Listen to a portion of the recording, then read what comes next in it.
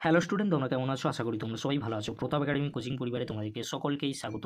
যে সমস্ত স্টুডেন্টরা ক্যালকাটা ইউনিভার্সিটির আন্ডারে পড়ছো, তোমাদের জন্য এক্সাম রিলেটেড একটি গুরুত্বপূর্ণ নোটিশ নিয়ে হাজির হয়েছি। চ্যানেলে নতুন হতে থাকলে চ্যানেলটি সাবস্ক্রাইব করে রাখো, পাশে থাকা বেল আইকনে প্রেস করে অল নোটিফিকেশন অন করে দেবে। যখনই আমি নতুন কোনো ভিডিও আপলোড করব সবার আগে তোমাদের কাছে পৌঁছে যাবে। যে সমস্ত স্টুডেন্টরা ক্যালকাটা ইউনিভার্সিটির আন্ডারে পড়ছো, তোমাদের জন্য এক্সাম রিলেটেড নোটিশ দেওয়া হয়েছে। নোটিশের মধ্যে রয়েছে জেনারেল ইনস্ট্রাকশন টু ক্যান্ডিডেটস দিয়ে দেওয়া হয়েছে। এছাড়াও নিচের দিকে রয়েছে ইনস্ট্রাকশন রিগার্ডিং অ্যান্সার বুক।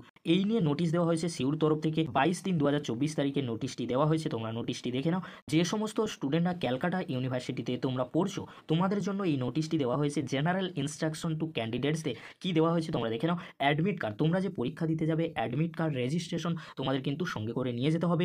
এছাড়াও তোমাদেরকে বলা হচ্ছে তোমরা যখন এক্সাম দেবে, সেই এক্সাম দেওয়ার জন্য তোমাদের যে অ্যাডমিট কার্ড রেজিস্ট্রেশন সেটি কিন্তু যত্ন সহকারে পরীক্ষার হলে নিয়ে যেতে হবে। এছাড়াও কী রয়েছে তোমাদেরকে বলে রাখি, তোমাদের যে অ্যাডমিট কার্ড রেজিস্ট্রেশন রয়েছে সেখানে তোমাদের নাম, রোল নম্বর, রেজিস্ট্রেশন নম্বর, ছবি এগুলি কিন্তু তোমরা দেখে নেবে। কলেজ থেকে তোমরা প্রিন্সিপালকে দিয়ে সিগনেচার করিয়ে নেবে অ্যাডমিট কার্ডে। এগুলি কিন্তু তোমাদের নিয়ে যেতে হবে পরীক্ষার হলে। এর পরবর্তীতে কী রয়েছে তোমাদেরকে বলে রাখি, তোমরা যখন এক্সাম দিতে যাবে, এক্সাম দেওয়ার প্রথম দিন কিন্তু 1 ঘন্টা আগে দোর খুলে দেওয়া হবে। তার পরবর্তী তোমরা যখন এক্সাম দিতে যাবে 15 মিনিট আগে কিন্তু তোমাদের দোর খুলে দেওয়া হবে। তাই তোমাদেরকে বলবো আগে থেকে গিয়ে কোনো লাভ নেই, 15 মিনিট আগে কিন্তু দোর খোলা হবে। এই বিষয়গুলি কিন্তু উল্লেখ করা হয়েছে। এখানে আরও বলে রাখি, পরীক্ষা শুরুর 15 মিনিট পরে পরীক্ষার হলে প্রবেশ করা যাবে না, এটা তোমরা কিন্তু খেয়াল রাখবে। এছাড়াও তোমাদেরকে বলে রাখি, পরীক্ষার সময় কমপক্ষে 5 মিনিট আগে তোমাদের কিন্তু নিজ নিজ পরীক্ষা কেন্দ্রে কিন্তু পৌঁছাতে হবে, এটা তোমরা কিন্তু মাথায় রাখবে। পরীক্ষা শেষ হওয়ার পরে কোনো পরীক্ষার্থীকে কিন্তু পরীক্ষার হলে থাকতে কিন্তু দেওয়া হবে না, এই বিষয়টি কিন্তু উল্লেখ করা হয়েছে। আরও কী রয়েছে আমরা দেখে নেব। ধূমপান কঠোরভাবে নিষিদ্ধ, এই বিষয়গুলি তোমরা কিন্তু খেয়াল রাখবে। ধূমপান কিন্তু করা যাবে না পরীক্ষার হলে, এই বিষয়গুলি তোমরা কিন্তু খেয়াল রাখবে। এছাড়াও পরীক্ষা চলাকালীন কোনো মোবাইল ফোন কিন্তু সঙ্গে রাখা যাবে না, এই বিষয়গুলি কিন্তু উল্লেখ করা রয়েছে। আর পরীক্ষার্থীদের নিজেদের স্বার্থে কিন্তু মোবাইল ফোন কিন্তু নিয়ে যেতে হবে। আর মোবাইল ফোন কিন্তু পরীক্ষার হলের কাছে কিন্তু রাখা যাবে না। শুধু মোবাইল ফোন নয়, মোবাইল ফোন ছাড়া আলাদা যে ডিভাইসগুলি রয়েছে, স্মার্ট ওয়াচ, এগুলি কিন্তু তোমরা নিয়ে যেতে পারবে না পরীক্ষার হলে, এই বিষয়গুলি কিন্তু উল্লেখ করা রয়েছে।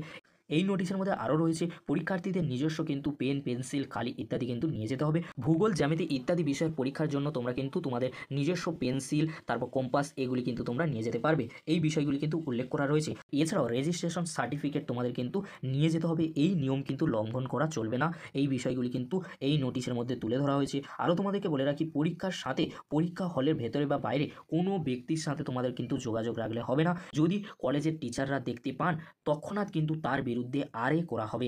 আরএ অর্থাৎ সেই পরীক্ষার্থী অফিসার ইনচার্জ কর্তৃক প্রার্থীর বিরুদ্ধে কিন্তু রিপোর্ট করা হবে, তোমরা কিন্তু বুঝে নিলে। এছাড়াও তোমাদেরকে বলে রাখি, কোনো অসৎ অবলম্বন তোমরা করবে না। মোবাইল ফোন ইত্যাদি বিষয়গুলি তোমরা নিয়ে পরীক্ষার হলে প্রবেশ করতে পারবে না। তোমরা যদি ধরা পড়ো, অফিসার ইনচার্জ কর্তৃক প্রার্থীর বিরুদ্ধে রিপোর্ট করা হবে। আর সিন্ডিকেট বৈঠকে নির্ধারণ করা হবে তোমাদের কী ধরনের শাস্তি দেওয়া হতে পারে। আর তোমাদেরকে বলে রাখি, তোমরা যদি অসৎ পথ অবলম্বন করো তাহলে তোমাদের খাতা ক্যান্সেল করা হবে।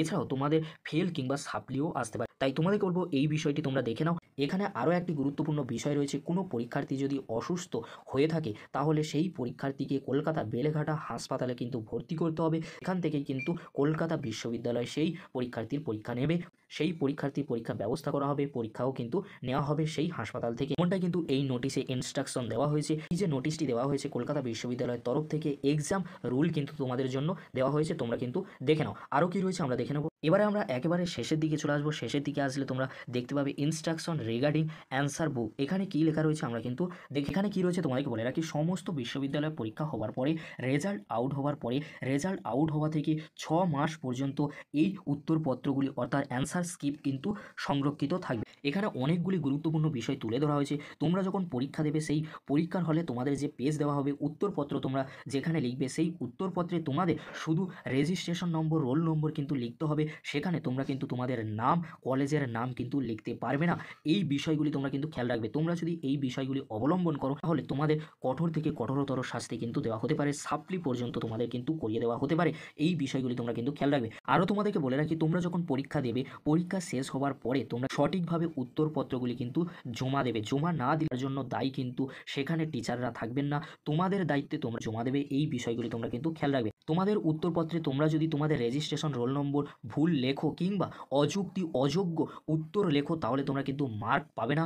এছাড়া তোমাদের খাতা পর্যন্ত বাতিল হতে পারে। যখন তোমরা উত্তরপত্রে উত্তরে লিখবে সঠিকভাবে রোল নম্বর তোমরা কিন্তু লিখবে। এছাড়াও তোমরা যখন উত্তরপত্রে উত্তরে লিখবে সঠিক উত্তর লেখার চেষ্টা করবে, অযুক্তি উত্তর তোমরা কিন্তু লিখবে না। এছাড়াও তোমাদেরকে বলে রাখি উত্তরপত্রে একটা পেজ, সেই পেজের বোথ সাইডে তোমাদের কিন্তু উত্তরে লিখতে হবে। অর্থাৎ তোমরা একটি পেজে বোথ সাইডে না লিখে ফ্রন্ট পেজ লিখে পরবর্তী পেজে কিন্তু যেতে পারবে না। আর একটা পেজে অন্তত 20 লাইন কিন্তু তোমাদের লিখতে হবে। সেই জন্যই কিন্তু এই নোটিশটি কিন্তু জারি করা হয়েছে। তোমরা যখন লিখবে তখন তোমরা খেয়াল রাখবে বোথ সাইডে তোমাদের কিন্তু লিখতে হবে অন্তত 20টি লাইন।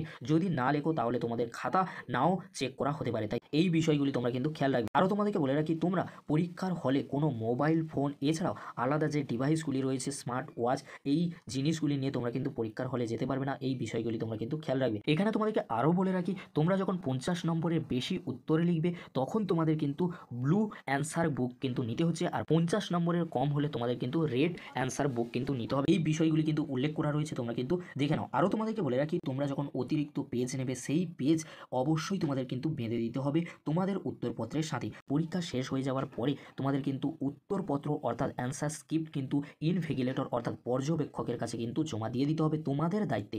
আরও তোমাদেরকে বলে রাখি তোমরা যে উত্তরপত্র লিখেছো লিখিত উত্তর জমা দেওয়ার সময় অবশ্যই তোমরা কিন্তু দেখে নেবে ইনভিগিলেটরের সিগনেচার রয়েছে কিনা, সেই বিষয়টি কিন্তু তোমরা খেয়াল করবে। কারণ যদি না সই থাকে তাহলে তোমাদের কিন্তু উত্তরপত্র বাতিল পর্যন্ত হতে পারে। তাই তোমাদেরকে বলবো এই বিষয়গুলি তোমরা কিন্তু খেয়াল করবে। এটি ছিল ইনস্ট্রাকশন রিগার্ডিং অ্যান্সার বুক। এছাড়াও তোমাদেরকে কিন্তু আমি প্রথমেই আলোচনা করে দিয়েছি জেনারেল ইনস্ট্রাকশন টু ক্যান্ডিডেটস, অর্থাৎ এই যে এক্সাম রুলটি ক্যালকাটা ইউনিভার্সিটি থেকে দেওয়া হয়েছে এই রুলসটি কেমন লেগেছে অবশ্যই তোমরা কিন্তু কমেন্ট করে জানিও।